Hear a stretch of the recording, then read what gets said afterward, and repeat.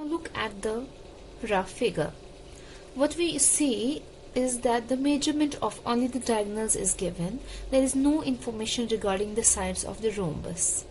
But we know the properties of a rhombus. One of the properties is that the diagonals of a rhombus always bisect each other.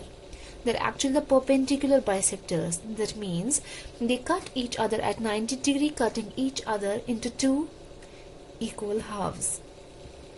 So let us start by making DE of the measurement 6.5.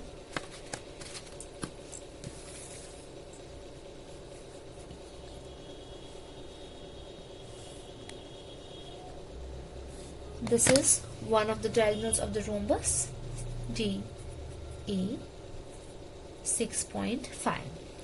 Now we know that the other diagonal will be the perpendicular bisector. So first of all, we will be making the perpendicular bisector of this very line segment.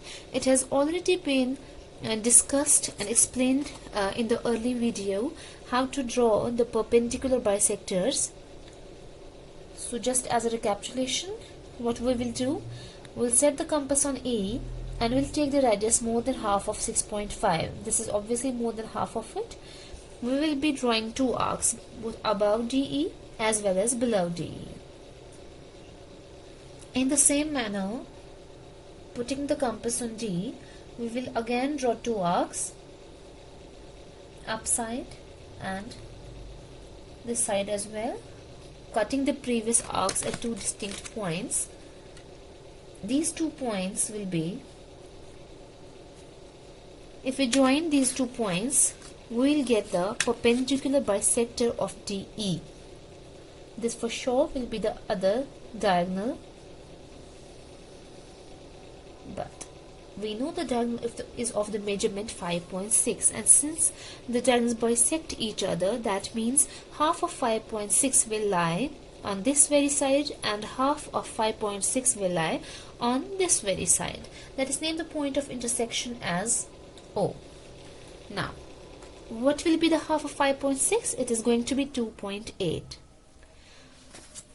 We'll set the compass. We'll take the radius 2.8.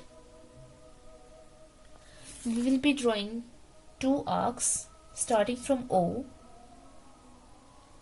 on this side of DE and on this lower side of DE as well. This is going to be the other diagonal. This point will be M and this point will be B. Then simply, now we got the four vertices of the rhombus, we will simply join all the four vertices, and this way we will get the required rhombus. This is how we make a rhombus when only its diagonals are given. Only we need to know the properties of every quadrilateral. You might have gone through the properties of quadrilaterals in your previous classes. Now let us move to the exercise 4.3. In question number 1 of 4.3, we are supposed to make a quadrilateral MORE, where MO should be equal to 6 cm, OR 4.5 cm, angle M 60 degrees, angle O 105 degrees, angle R 105 degrees. So what we are given are the measures of two sides of the quadrilateral and the measurement of three angles. So first of all, we will make the rough figure. Let this be our quadrilateral MORE. Here MO should be 6 centimeters, OR 4.5 centimeters, angle M 60 degrees, angle O 105 degrees, and angle R 105 degrees.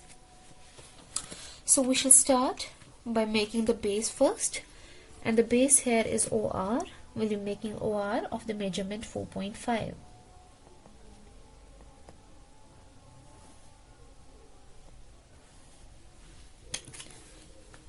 This is one of the sides of the quadrilateral.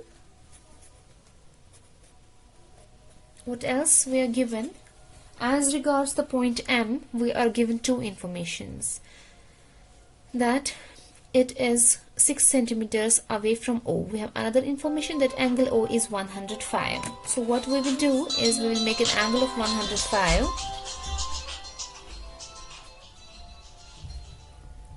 You might know the usage of protractor. So we'll be making an angle of 105.